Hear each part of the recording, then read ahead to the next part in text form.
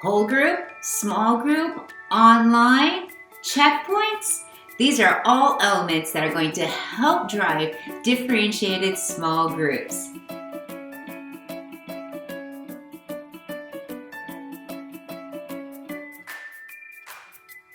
That's right. Today we're going to be exploring 4 different types of tools and resources that you can use inside of your small group setting to differentiate and to help manage all that data that comes to you. We are going to take a look at whole group exit tickets. Then we're going to explore small group exit tickets. Then we're going to talk about how to manage and implement online data that goes along with what you're learning. And number 4, we're going to talk about checkpoints, making sure that there are these checkpoint systems within your classroom to help manage the classroom while you're doing a small group.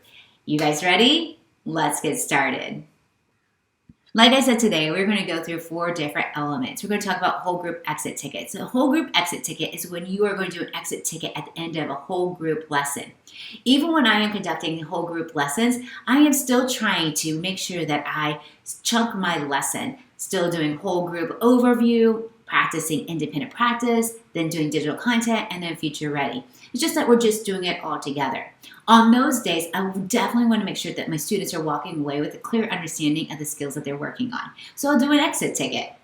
Then we're going to talk about small group exit tickets. When the students are back with me in my small group, I really want to check for that understanding. So I'm going to give you some tips and tricks on how to do some quick differentiated small group exit tickets. And then we're going to talk about finding that online data.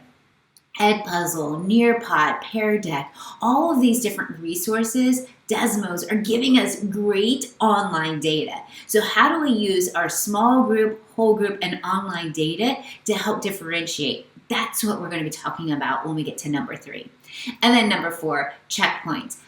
While my students are working in my small groups or even in the different studio areas, I want to build in certain checkpoints to check for understanding and also to make sure that they're getting their work completed. This is going to help manage your classroom while deploying those small groups. So our first one we're going to talk about is our whole group exit tickets. My favorite, one of the things I love most, are PostIt Note exit tickets.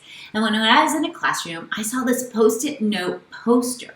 And I love this because when the students leave that whole group lesson, they'll go up and they will put their Post-it note on their designated square.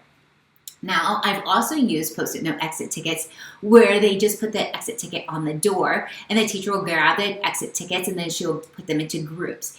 Either way works. You don't have to have a fancy poster. You can just use your exit ticket door or any part of your classroom that works best for you. But what I love about the exit tickets is that I can have pre-made ones and differentiated exit tickets ready to go right there on Post-it notes. Yes, you can print on Post-it notes. Isn't that crazy? If you didn't know that, it's one of my favorite tricks that I have been using for years. But you just sort of have the ability to go in, you can print right on side of your Post-it note and you can have that ready to go for your students. I love Post-it note exit tickets because it's a less amount of space for the students to write on, and you'll get more out of them than if you just have a big giant piece of paper. So try it out.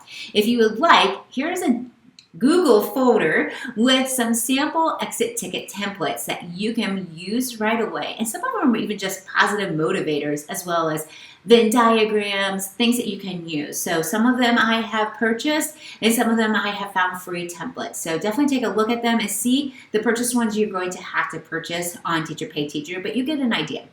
All right, so exit tickets with Post-it notes.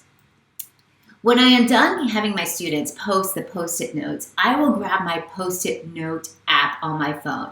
That's right, there is a free Post-it note app that I can take a photo of all the Post-it notes.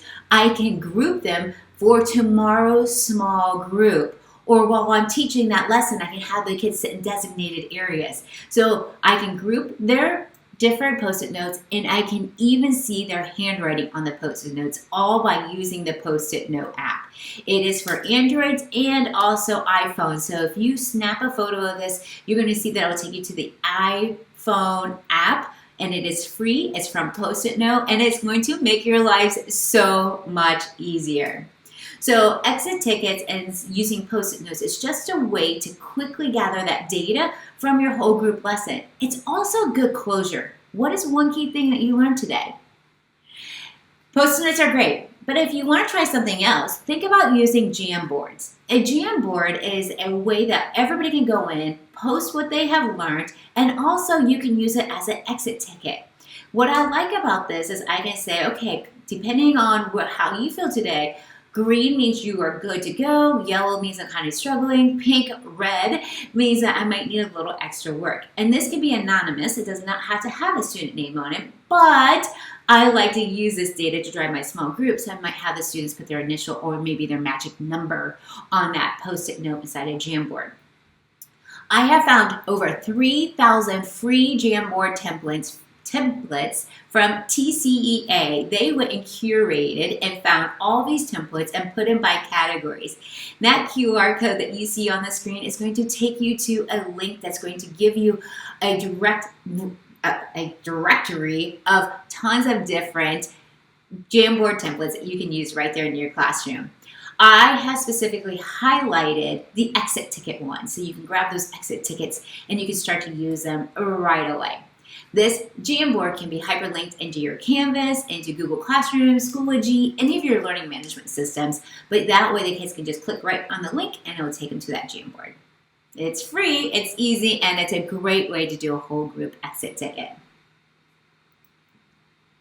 When I am doing whole group exit ticket, I will use what I call a teacher tracker or data tracker. And what I do is I just print out my roster and I have my student's name. Then across the top, I will leave it blank. And depending on how the students score or what they do, I will either do an X or an O.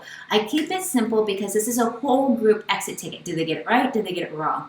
And if I want to do another level of differentiation, I can maybe do a check mark. So I can have X, O, and a check mark for high, medium, and low. And then I'm going to be using that data to help drive my small groups eventually.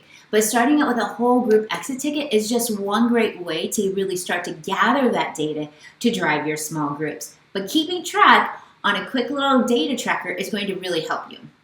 All right, now let's go into number 2, small groups. You've done the whole group, you're getting the data, you're collecting all the data. Now what do? We put them into the students into small group settings where we can really start to differentiate and bridge the gap of knowledge. So, and my favorite one that I love to do small groups is going to Slides Mania. Why Slides Mania? Well, Slides Mania is free, and there's a bunch of different templates that I can use to engage my students as an exit ticket. And the one that I'm going to talk to you about today is the Exit Ticket Fun Fair. This is a pre-made template from Slides Mania.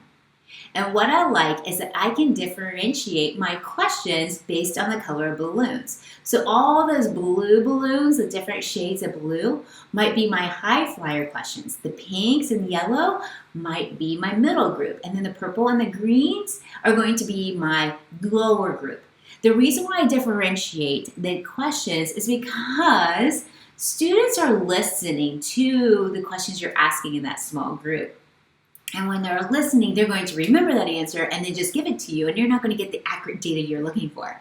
But by having the students go in and pop a balloon, they are going to get differentiated questions that are going to help you to understand where they are. So clicking the balloon, so you saw I just clicked on the green one, now I'm on the pink. This is where you put the questions. It's right inside of that template. You just type in your question and then have the students answer.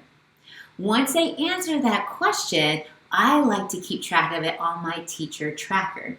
So like we saw in that whole group, this is just another system where it's check, check plus, check minus, X, and AB. And I'll put that right above so you can see that. But the check plus means that they were high, it's super high group. Check means they're kind of getting it. Check minus, ooh, they hesitated when they answered. X, they missed it altogether. And AB if they were absent. This is just going to help me to monitor the progress of the students over time when they're in my small groups. That way I have fluid small groups, not, oh, you're in group A and always in group A. We're going to really use that data to help drive their small group. So using the Slides Mania template and my teacher tracker, I'm really going to be able to start to differentiate my small groups right away. All right, let's go to number 3. Inside of number 3, we're going to be talking about online data points. There are a lot of ways to gather information in an unbiased fashion through online resources. The resources that I love to use, man, there are tons of them out there, but some of our teachers are really using Lexia, Desmos, Edpuzzle, and I'm going to list them out for you in a second. But what I love about the online data is that usually it starts to become a little bit adaptive, depending if it's a paid or a free resource. But like in Lexia, it says, I am a superstar, here's what I'm ready to learn. A lot of our programs will give you, like, this is what they've learned and this is where they need to go next. So when I'm looking at my online data, I can really start to hone in on skills that they're ready to learn and maybe skills that they need some practice on. So I can really start to use that to help guide my small groups. Another one of the reports that I see a lot of our programs using is it will show you an overall view. How are they doing on each one of those standards? Where are their weak areas? What could be supported? And even how much time they're spending on those online programs. So this one here shows the number of minutes, their different areas of strength, and then also areas of weakness, which is going to help me when I'm pulling those small groups. Here are a few of my favorite and most seen online data resources that give you that data to help drive the small groups. If you are using one that's not listed here, then you can definitely add it in. But these are the ones that we're seeing a lot, like NWA Map Data, iReady, Splash Math, Desmos, Nearpod, Pear Deck, Lexia, Prodigy. These are all really great data-driven resources, including even Edpuzzle. Edpuzzle gives you a lot of great data as well. But using those online resources to help drive my small group is really just going to enhance how to differentiate for the students. This is an example of a teacher tracker that I use that I can keep track of my small group exit ticket and my online data points. This is going to help me to keep all that data in one location. I'm going to give an example of this, so watch for the QR code that's going to pop up here on the screen. I'm going to give you a template right now that you can use, and you can adjust the names and to the students so you can use it and use it in your classroom. What I like to do with this data tracker is I like to print it out and have it right beside me in my small group. That way I'm making current data and I don't have to remember it, go back into my computer and put it in. All right, number 4, we're going to talk about setting up checkpoints. I'm currently doing a small group with my students, and the students are doing other studios around the room, maybe practicing independent practice. They might be on one of those online programs. They might be doing some type of an activity with the students where they're doing some collaboration. But I build in simple checkpoints along the way. How do I do that? One way is with a checklist. Inside of my checklist, I am going to sign off and say, okay, I saw that you did this element, so I'm going to actually sign off on that certain skill. So inside of my small group. Some teachers even have like a signature icon. So if a specific task needs to be signed off on, the teachers will have that indicated so that they will know specifically that each student needs to have that signed before they can move on to the next task. I even see checkpoints in between small groups. So I'm pulling my small group, I'm getting them started, then I'll go back and check in on the students. And again, I will go in and sign off on their checklist, double check to see how they are doing. Checkpoints can be done inside of your small group or you can have a designated area where the students are like, hey, I'm ready for a checkpoint. So they can be working there, but you can see that they're ready to have their work checked. Just an idea.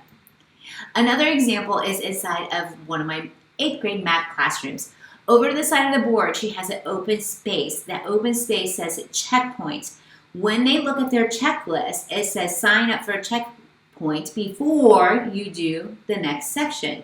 So when she's doing her small group, she can quickly see who has signed up for a small group check-in.